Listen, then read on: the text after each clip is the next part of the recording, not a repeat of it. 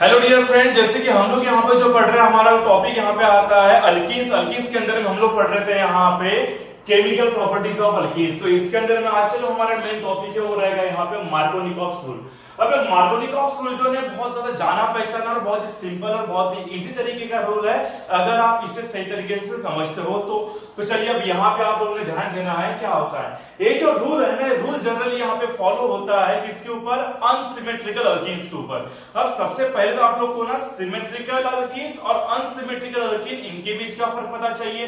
क्या होता है सिमेट्रिकल एंड अनसिमेट्रिकल? मैं ना यहाँ पे छोटा सा एग्जांपल आपको देता हूं, तो आप लोगों ने बराबर ध्यान देना है। ये देखिए लिखा मैंने यहाँ पे CH2 डबल बॉन्ड CH2, और दूसरा एग्जांपल हमने यहाँ पे लिखा है CH3 CH double bond CH2। Simple सा एग्जांपल दे रहा हूं आप लोग को, तो बराबर ध्यान देना है।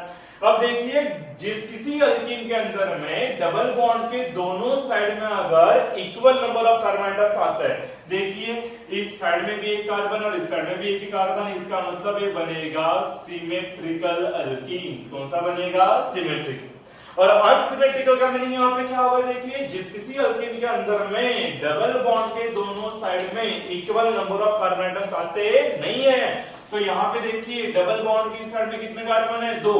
इस साइड में कितना है? एक ही है। अगर इक्वल नंबर में नहीं है मतलब ये अनइक्वल नंबर में, इसलिए हम इसे बोलेंगे अनसिमेट्रिकल अल्कीन्स। क्या बोलेंगे? Unsymmetrical alkenes. याद रहेगा? तो चलिए अब नेक्स्ट जो यहाँ पे आते हैं, हम लोग ना अपना वाला टॉपिक शुरू कर देते हैं। अब मेन जो होता है रूल जनरली फॉलो होता है अनसिमेट्रिकल अल्कीन के ऊपर। देखिए हमने ना यहाँ पे एग्जांपल ले लिया प्रोपीन का, क्योंकि अनसिमेट्रिकल अल्कीन्स है और इसके अंदर में चाहिए हमें अनसिमेट्रिकल रिएजेंट। तो जैसे कि हमने यहाँ पे HBr लिया है, आप लोग यहाँ पे HCl भी ले सकते हो, आप लोग यहाँ पे HI यूज कर सकते हो।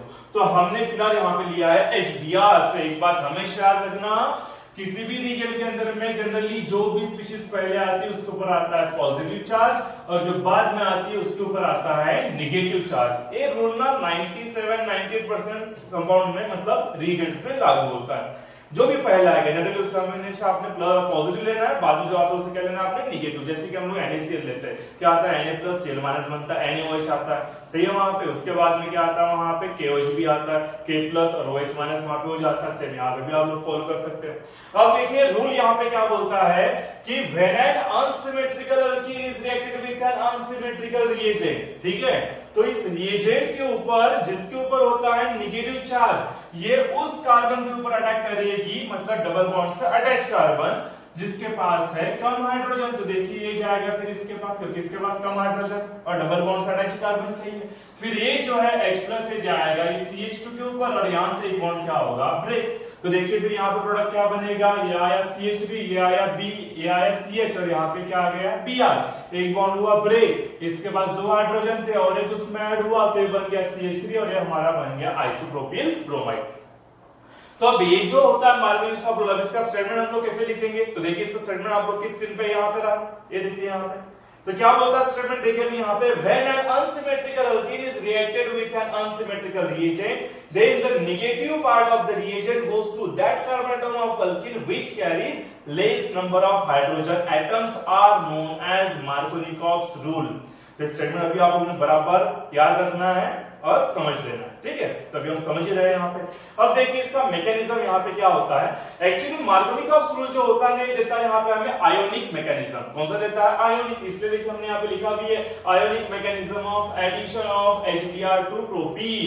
ये 3 स्टेप रिएक्शन मैकेनिज्म होता है। तो अब देखिए पहला स्टेप यहाँ पे क्या रहेगा?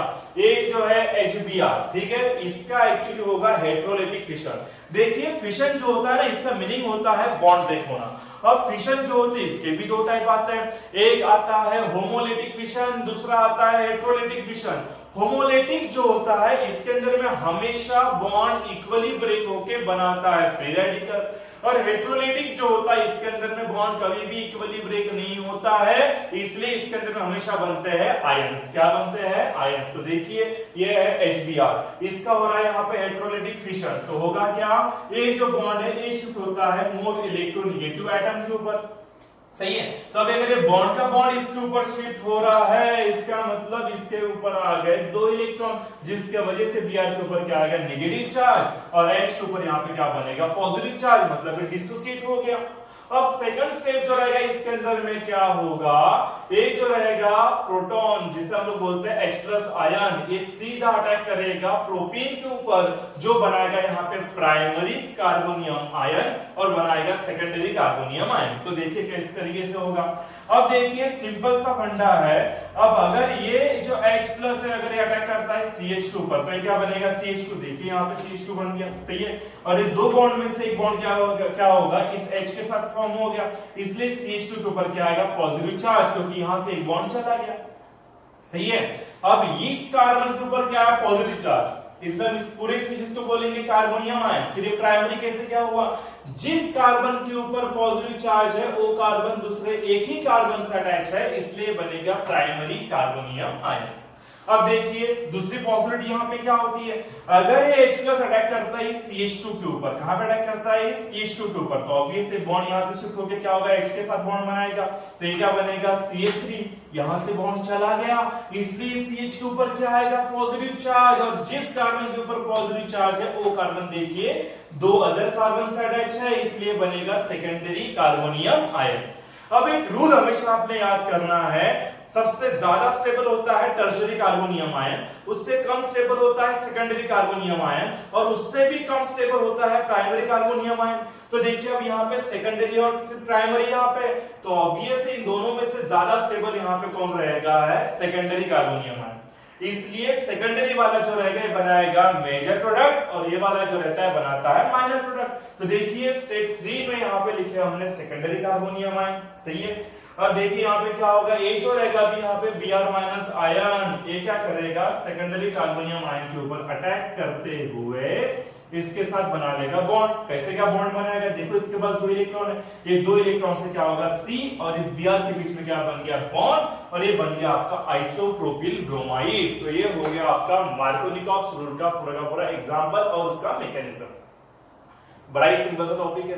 इसी तरीके से हम लोग क्या करेंगे, बहुत इजी तरीके से यहाँ पे भी हम नेक्स्ट इसमें पढ़ेंगे एंटी मार्कोनिकॉफ रूल। क्या पढ़ेंगे, एंटी मार्कोनिकॉफ रूल। तो चलिए बने रहिए मेरे चैनल के साथ। आज के लिए इतना ही, टाटा और बाय बाय, और अपने चैनल को लाइक और सब्सक्राइब करना भूलना नहीं।